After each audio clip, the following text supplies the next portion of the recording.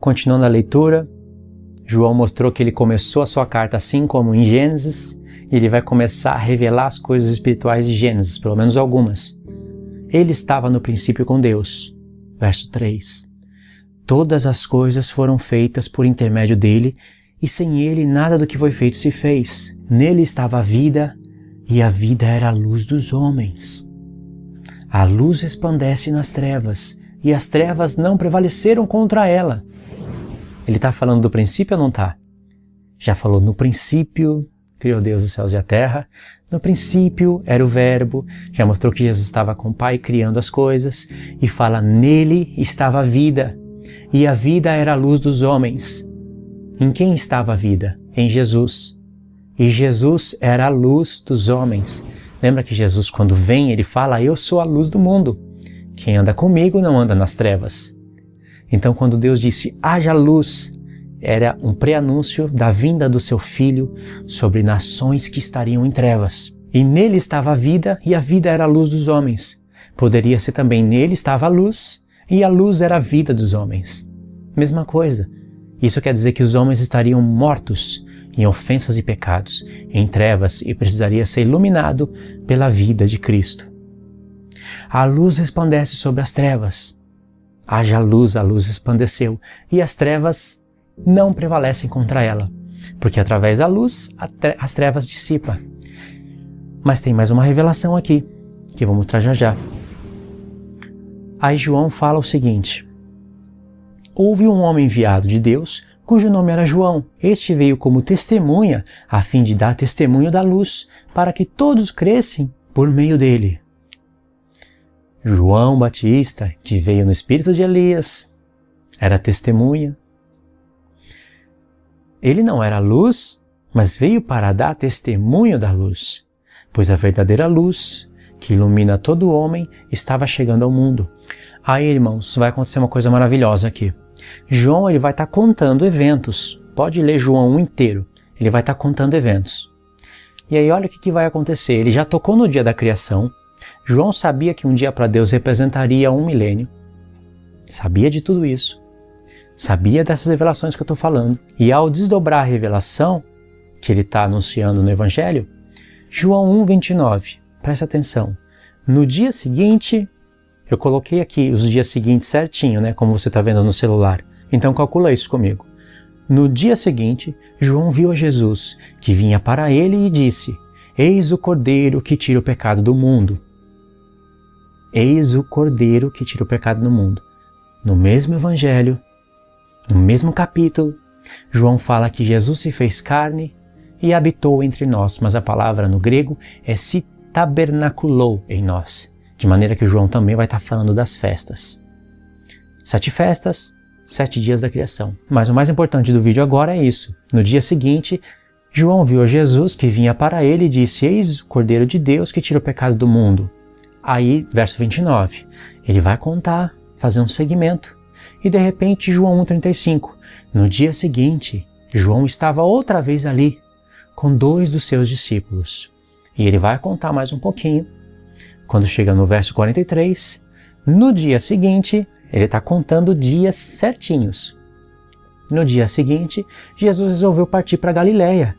E achando a Filipe, disse, segue-me. Até aqui, em João 1. Pode ver que tem mais aqui em João 6, em João 12, mas a revelação é até aqui. Vou explicar o porquê. João 1:29. No dia seguinte, qual era esse dia? O segundo. João 1:35. No dia seguinte, qual era esse dia? O terceiro. João 1:43. No dia seguinte, qual era esse dia? O quarto. O quarto dia. Aí a gente entra em João 1. Ele vai terminar, né, a sua contagem dos dias e dos eventos. Aí chega em João capítulo 2, olha o que vai ter aqui.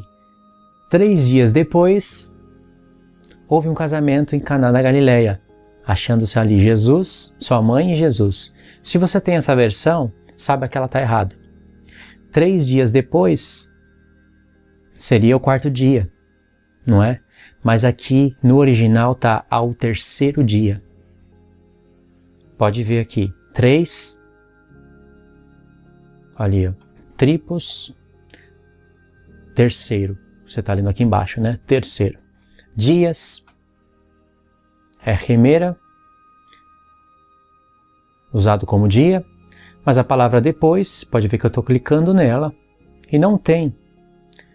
Então tem algumas traduções que está aí ao terceiro dia, porque assim está certo. Então João calculou no dia seguinte, no dia seguinte, no dia seguinte. Primeiro dia, segundo, terceiro, quarto. Quando chegou no quarto dia, João terminou o que ia falar, e ao invés dele falar, e no quinto dia, ele não falou isso, ele falou, ao terceiro dia, houve um casamento. Esse casamento é tipológico, porque quem são as pessoas mais importantes no casamento? O marido e a mulher. E pode ver que aqui não tem o nome do marido e da mulher. Está escondido, porque o marido aqui é Cristo. E a mulher está sendo representada nos apóstolos. Então significa que Jesus veio no quarto dia da criação, sol, lua, estrelas. Ele veio no quarto dia, ressuscitou e 2 dias depois, que é o terceiro dia, tem um casamento. Quer dizer que ele fica 2000 anos fora e ao terceiro dia, que é o 7º milênio, ele vem para o casamento. Entendeu a revelação? É isso que João falou. E tem mais uma coisa aqui. João foi o único que relatou isso. E entre os 4 dias primeiro, no capítulo 1, e esse terceiro dia, no capítulo 2, tem esse episódio aqui. Verso 50.